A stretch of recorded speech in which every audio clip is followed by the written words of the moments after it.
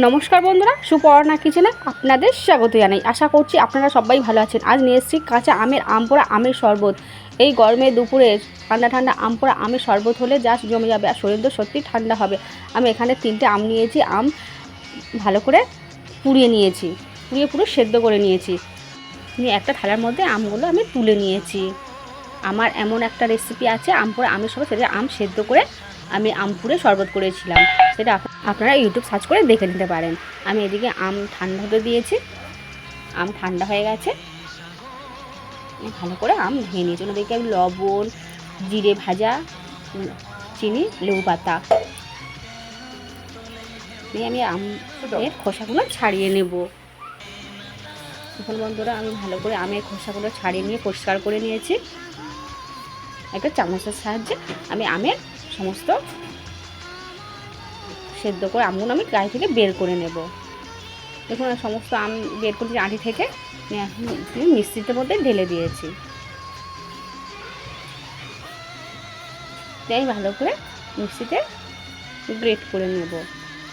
দেখুন আমি এখানে গ্রেট করে নিয়েছি। এখানে আমি বরফ দিয়েছি।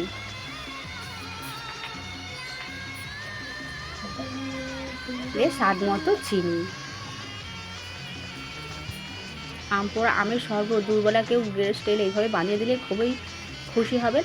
আমি এইভাবে পুরো গ্রেট করে নিয়েছি। বন্ধুরা আমি যে লেবু পাতা নিয়েছিলাম, লেবু পাতাগুলো ছিল আমের মধ্যে দিয়ে দিয়েছি, দিয়ে স্বাদ মতো লবণ দিয়েছি। দিয়ে আমি যে জিরেটা ভেজে গুঁড়ো করে রেখেছিলাম সেই জিরের গুঁড়ো দিয়েছি। ফ্রিজে থেকে বের করা ঠান্ডা জল পরিমাণ মতো আমি জল দিয়েছি, দিয়ে একটু চামচের সাহায্যে নাড়াচাড়া করে নিয়েছি। নিয়ে আবার মিক্সির মধ্যে আমি দিয়েছি, দিয়ে ভালো করে গ্রেট করে নিয়েছি। দেখুন বন্ধু, এখানে আমার আমপোড়া আমের শরবত রেডি। যেসব বন্ধুরা আমার এই চ্যানেলটা নতুন দেখছেন সাবস্ক্রাইব করে দেবো অনুরোধ রইল, আর পারলে লাইক কমেন্ট শেয়ার করে দেবেন।